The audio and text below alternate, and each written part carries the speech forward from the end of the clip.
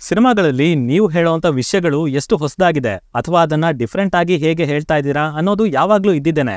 ಆದ್ರೆ ಅದಕ್ಕಿಂತ ಮುಖ್ಯವಾಗಿ ಬಂದಿರೋಂತ ಆಡಿಯನ್ಸ್ನ ನೀವು ಎಷ್ಟು ಎಂಗೇಜಿಂಗ್ ಆಗಿ ಎಂಟರ್ಟೈನ್ ಮಾಡ್ತಾ ನೋಡ್ಕೋತೀರಾ ಅನ್ನೋದು ತುಂಬಾನೇ ಮುಖ್ಯ. ಅಂಡ್ ಅದು ಎಷ್ಟು ಮುಖ್ಯ ಅಂತ ಈಗ ನೋಡಿದಂತ ಈ ಸಿನಿಮಾ ತೋರಿಸ್ಕೊಟ್ಟಿದೆ. ಕೃಷ್ಣಂ ಪ್ರಣಯ ಸಖಿ ಇದು ಶ್ರೀನಿವಾಸ್ ರಾಜು ಅವರು ನಿರ್ದೇಶಿಸಿರುವಂತ ಚಿತ್ರ. ಟೈಟಲ್ಲೇ ಹೇಳ್ತಿರೋ ಹಾಗೆ ಕೃಷ್ಣ ಮತ್ತೆ ಪ್ರಣಯ ಇಲ್ಲಿನ ಮುಖ್ಯ ಪಾತ್ರಗಳ ಹೆಸರು. ಕೃಷ್ಣನಿಗೆ ಬೇರೆ ಎಲ್ಲರ ರೀತಿನೇ ತಾನು ಒಂದು ಒಳ್ಳೆ ಹುಡುಗಿನ ನೋಡಿ ಮದುವೆ ಆಗ್ಬೇಕು, ಫ್ಯಾಮಿಲಿ ಒಟ್ಟಿಗೆ ಚೆನ್ನಾಗಿರ್ಬೇಕು ಅನ್ನೋ ಆಸೆ. ಅಂಡ್ ಅದೇ ಟೈಮಲ್ಲಿ ಅವನಿಗೆ ಪರಿಚಯ ಆಗುವಂತ ಹುಡುಗಿನೇ ಪ್ರಣಯ. ಸೊ ಅಲ್ಲಿಂದ ಮುಂದೇನಾಯ್ತು, ಇವ್ರ ಲೈಫಲ್ಲಿ ಎಂಥೆಂಥ ಟ್ವಿಸ್ಟ್ಗಳು ಎದುರಾದ್ವು, ಹಾಗೆ ಅವೆಲ್ಲದರ ಮೂಲಕ ಡೈರೆಕ್ಟರ್ ಅವರು ನಮಗೇನನ್ನ ಹೇಳೋದಕ್ಕೆ ಹೊರಟಿದ್ದಾರೆ ಅನ್ನೋದನ್ನ ನೀವು ಸಿನಿಮಾದಲ್ಲೇ ನೋಡಿ ತಿಳ್ಕೋಬೇಕು. ಇಲ್ಲಿರೋಂಥ ಮೊದಲ ಪಾಸಿಟಿವ್ ಅಂದ್ರೆ ಅದು ಇದರ ಮೊದಲ 40 ನಿಮಿಷ. ಅಲ್ಲಿ ಒಳ್ಳೆ ನರೇಷನ್ ಇದೆ, ಕಥೆನ ತುಂಬಾ ಚೆನ್ನಾಗಿ ಸೆಟ್ ಮಾಡ್ತಾರೆ. ಅಂಡ್ ತುಂಬಾನೇ ರುಟೀನ್ ಆಗಿರೋ ವಿಷಯಗಳು ಇದ್ರೂ ಕೂಡ ಅವುಗಳು ಆತರ ಭಾವನೆಯನ್ನ ತರಿಸದೇ ಇರೋ ಹಾಗೆ ಒಂದು ನಾನ್ ಲೀನಿಯರ್ ಸ್ಕ್ರೀನ್ ಪ್ಲೇನ ತಂದು ಕ್ಯಾರೆಕ್ಟರ್ಸ್ ಮತ್ತೆ ಸ್ಟೋರಿನ ಇಂಟ್ರೆಸ್ಟಿಂಗ್ ಮಾಡ್ತಾ ಹೋಗ್ತಾರೆ. ಸ್ಕ್ರೀನ್ ಪ್ಲೇ ಆ ಕಡೆ ಈ ಕಡೆ ಆಯ್ತಲ್ಲ ಅಂತ ಸ್ವಲ್ಪ ಕನ್ಫ್ಯೂಷನ್ ಹೊಡಿಬಹುದು. ಸ್ಪೆಷಲಿ ಪ್ರೀ ಇಂಟರ್ವಲ್ ನಲ್ಲಿ ಒಂದೆರಡು ಸಂದರ್ಭಗಳು ಪ್ಯಾರಲಲ್ ಆಗಿ ಹೋಗ್ತವೆ. ಸೊ ಅದು ಸ್ವಲ್ಪ ಏನೋ ಮಿಸ್ ಆಯ್ತಲ್ಲ ಅಂತ ಅನ್ನಿಸ್ಬೋದು. ಬಟ್ ಸರಿಯಾಗಿ ಒಬ್ಸರ್ವ್ ಮಾಡಿದ್ರೆ ಎಲ್ಲ ಅಲ್ಲೇ ಇರುತ್ತೆ. ನಿಮಗೆ ಮೊದ್ಲಿಂದಾನು ಏನೇನ್ ಆಗ್ತಾ ಇದೆ ಅನ್ನೋದು ಕೂಡ ಅರ್ಥ ಆಗತ್ತೆ. ಇನ್ನು ಹ್ಯೂಮರ್ ಅನ್ನೋದು ಸಿನಿಮಾದಲ್ಲಿ ತುಂಬಿ ತುಳುಕ್ತಾ ಇದೆ.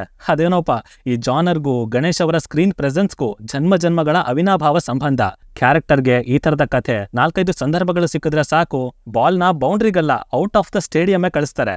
ಅಂಡ್ ಆಲ್ಸೋ ಅವ್ರು ಕೊಡುವಂತ ಪರ್ಫಾರ್ಮೆನ್ಸ್ಗೆ ಇಂತಹ ಪಾತ್ರಗಳು ಹೇಳು ಮಾಡಿಸ್ತಾಗಿರ್ತವೆ. ಅಂಡ್ ಇಲ್ಲೂ ಕೂಡ ಅದೇ ಆಗಿದೆ. ಸ್ಪೆಷಲಿ ಗಣೇಶ್ ಮತ್ತೆ ಸಾಧು ಮಹಾರಾಜ್ ಅವರ ಕಾಂಬಿನೇಷನ್, ಆಶ್ರಮದ ಸುತ್ತ ನಡೆಯುವಂತ ಹಲವು ಇವೆಂಟ್ಗಳು, ಹಾಗೆ ಅವಾಗವಾಗ ಎಂಟ್ರಿ ಕೊಡುವಂತ ಭೂಮ್ದೇವ್ರು ಲತ್ತೇಶ್ ಫ್ರಮ್ ಇಸ್ರೇಲ್. ಆಕ್ಚುಲಿ ಆ ಭಾಗದಲ್ಲಿ ಕುರಿ ಪ್ರತಾಪ್ ಅವರು ತಮ್ಮ ರೆಗ್ಯುಲರ್ ಸ್ಟೈಲ್ ನಲ್ಲೇ ಸಖತ್ ಇಂಪ್ರೆಸ್ ಮಾಡ್ತಾರೆ. ಹಾಗೆ ಎಲ್ಲಾ ಪಾತ್ರಗಳು, ಎಲ್ಲಾ ವಿಷಯಗಳು, ಆ ಕಾಮಿಡಿ ಕ್ಲೈಮ್ಯಾಕ್ಸ್ ಅಲ್ಲಿ ಹೇಗೆ ಒಟ್ಟಿಗೆ ಬ್ಲೆಂಡ್ ಮಾಡಿದ್ದಾರೆ ಅಂದ್ರೆ ಇಡೀ ಥಿಯೇಟರೇ ಸಾಮೂಹಿಕವಾಗಿ ನಕ್ಕಿದೀವಿ. ಇನ್ನು ಹಾಡುಗಳು, ಆಕ್ಚುಲಿ ಟ್ರೈಲರ್ ಇಲ್ದೇನೆ ಈ ಸಿನಿಮಾಗೆ ಒಂದು ಸೆಲ್ಲಿಂಗ್ ಪಾಯಿಂಟ್ ಅಂತ ಕ್ರಿಯೇಟ್ ಆಗಿದ್ದೆ ಹಾಡುಗಳಿಂದ. ಅಂಡ್ ಅವು ಕೇಳೋದಕ್ಕೆ ಎಷ್ಟು ಚೆನ್ನಾಗಿದೆಯೋ ಸಿನಿಮಾದಲ್ಲೂ ಅಷ್ಟೇ ಒಳ್ಳೆ ಫೀಲ್ ನ ಕೊಡ್ತವೆ, ಸಿಚುವೇಶನ್ಗೆ ತಕ್ಕ ಹಾಗಿದೆ. ಅಲ್ಲಲ್ಲಿ ಅವುಗಳ ಡೋಸೇಜ್ ಸ್ವಲ್ಪ ಜಾಸ್ತಿ ಆಯ್ತು ಅಂತ ಅನ್ಸಿದ್ರು ಎಂಟರ್ಟೈನಿಂಗ್ ಆಗಿತ್ತು.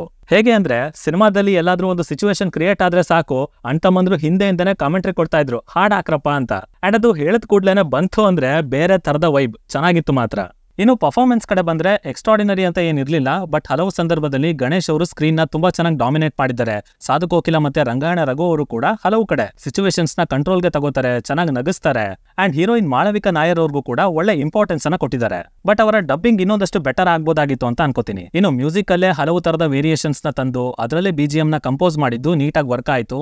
ಹಾಗೆ ಕ್ಲೈಮ್ಯಾಕ್ಸ್ ಅಲ್ಲಿ ಬರುವಂತಹ ಪಾರ್ಕ್ ರೆಫರೆನ್ಸ್, ಬಾಲಯ್ಯ ರೆಫರೆನ್ಸ್, ಕರಿಮಣಿ, ಹುಲಿ ಉಗುರು, ಪರಪರ ಅಂತ ಕೆರ್ಕೊಂಡಿದ್ದು ಇವೆಲ್ಲ ಒಳ್ಳೆ ಮಜಾ ಕೊಡ್ತು ಅಂತ ಹೇಳ್ತೀನಿ. ನೆಗೆಟಿವ್ಸ್ ಅಂತ ಬಂದ್ರೆ ಇದರ ಪ್ರೆಸೆಂಟೇಷನ್ ಸ್ವಲ್ಪ ಔಟ್ಡೇಟೆಡ್ ಅನ್ಸೋ ರೀತಿಯಲ್ಲಿ ಸ್ಟಾರ್ಟ್ ಆಯ್ತು. ಬಟ್ ನಂತರದಲ್ಲಿ ಸ್ಕ್ರೀನ್ ಪ್ಲೇನ ತುಂಬಾ ಚೆನ್ನಾಗಿ ಹ್ಯಾಂಡಲ್ ಮಾಡಿ ಕಥೆನ ಇಂಟ್ರೆಸ್ಟಿಂಗ್ ಅನ್ಸೋ ರೀತಿಯಲ್ಲಿ ಹೇಳಿದ್ರಿಂದ ಇದ್ದಂತ ಸಣ್ಣ ಪುಟ್ಟ ನೆಗೆಟಿವ್ಸ್ ಅಷ್ಟು ಫೀಲ್ ಮಾಡಿಸೋದಿಲ್ಲ, ಮಾಸ್ಕ್ ಆಗಿದಾವೆ.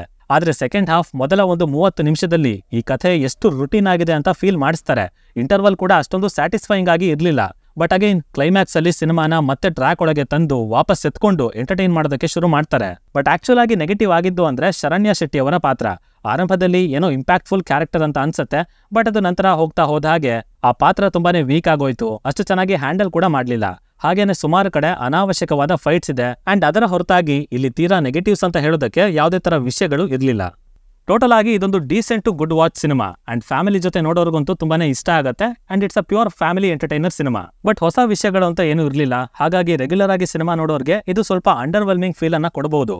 ಅದರ ಹೊರತಾಗಿ ಹ್ಯೂಮರ್ ಚೆನ್ನಾಗಿದೆ, ಡೈಲಾಗ್ಸ್ ಚೆನ್ನಾಗಿದೆ, ಸಿಚುವೇಶನ್ ಗಳನ್ನ ಚೆನ್ನಾಗಿ ಟ್ರೀಟ್ ಮಾಡಿದ್ದಾರೆ. ಹಾಗಾಗಿ ಕುಟುಂಬ ಸಮೇತ ಕೂತು ನೋಡೋದಕ್ಕೆ ಏನು ಸಮಸ್ಯೆ ಇಲ್ಲ. ಅಂಡ್ ಒಂದೆರಡು ಕಡೆ ಡಬಲ್ ಮೀನಿಂಗ್ ಇದೆ ಬಿಟ್ರೆ ತೀರಾ ಮುಜುಗರ ಮಾಡುವಂತ ಯಾವುದೇ ಸೀಕ್ವೆನ್ಸ್ ಗಳು ಕೂಡ ಇಲ್ಲಿ ಇರಲಿಲ್ಲ. ಸೊ ಈ ರೀತಿಯ ರೊಮ್ಯಾಂಟಿಕ್ ಕಾಮಿಡಿ ಮೂವಿ ನಿಮಗೆ ಇಷ್ಟ ಆಗತ್ತೆ ಅಂದ್ರೆ ನೀವು ಖಂಡಿತ ಇದಕ್ಕೆ ಹೋಗ್ಬೋದು, ಏನೂ ತೊಂದರೆ ಇಲ್ಲ. ಅಂಡ್ ಉಳಿದವ್ರಿಗೆ ನಿಮ್ ಇಷ್ಟ ಅಂತ ಹೇಳ್ತೀನಿ. ಇನ್ನ ನೀವೇನಾದ್ರೂ ಆಲ್ರೆಡಿ ಈ ಸಿನಿಮಾವನ್ನ ನೋಡಿ ಆಗಿದ್ರೆ ಇದು ನಿಮಗೆ ಯಾವ ತರ ಭಾವನೆಯನ್ನ ತರಿಸ್ತು ಅನ್ನೋದನ್ನ ಕೆಳಗಡೆ ಖಂಡಿತ ಕಮೆಂಟ್ ಮಾಡಿ ಹೋಗಿ. ಡಿಸ್ಕಷನ್ಸ್ ಮಜವಾಗಿರುತ್ತೆ. ಸೈನಿಂಗ್ ಆಫ್, ಲಿಖಿತ್.